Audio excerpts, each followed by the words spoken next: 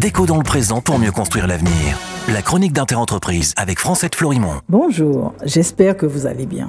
Pendant une semaine, le PDG de CMA CGM, troisième compagnie maritime mondiale, a séjourné en Martinique puis en Guadeloupe. Ce temps long passé par un capitaine d'industrie de cette envergure, habitué à sillonner le monde dans de micro-territoires, est si rare qu'il faut déjà le saluer.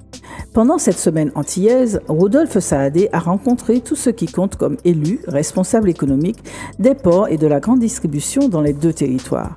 Cette marque d'intérêt doit encore être saluée. Ces égards ont une raison. Rodolphe Saadé est venu en personne présenter un projet pour les deux ports de Martinique et de Guadeloupe en vue de développement stratégique de son groupe dans la zone Caraïbe. Pour résumer, la CMA CGM souhaite que chaque port investisse 150 millions d'euros dans 4 ans afin qu'il devienne le hub pour la CMA CGM dans la partie sud de la Caraïbe. Les ports des Antilles françaises opéreront alors en complément de Kingston Freeport Terminal en Jamaïque, concession CMA CGM depuis 2015, à travers sa filiale Terminal Link, détenue à 50-50 avec China Marchand Port Holding. Le projet est ambitieux. S'il est réalisé, il changera la face de nos territoires.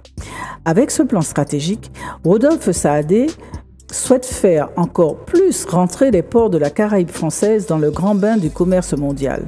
Ce n'est pas sans risque pour nos territoires insulaires, mais ce pari peut aussi être gagnant si chaque Martiniquais, chaque Guadeloupéen, chaque Guyanais est conscient des enjeux. Pour lui, donner encore plus de chances de réussite, ce projet doit en effet être gagnant-gagnant.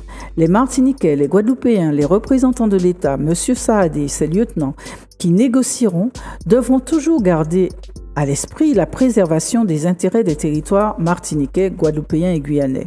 Un tel projet ne peut en effet pas être qu'au bénéfice d'une seule des parties, aussi puissante soit-elle. Sponsoriser le Tour des Yoles est définitivement pas suffisant. Demain, nous présenterons ce projet. Prenez soin de vous.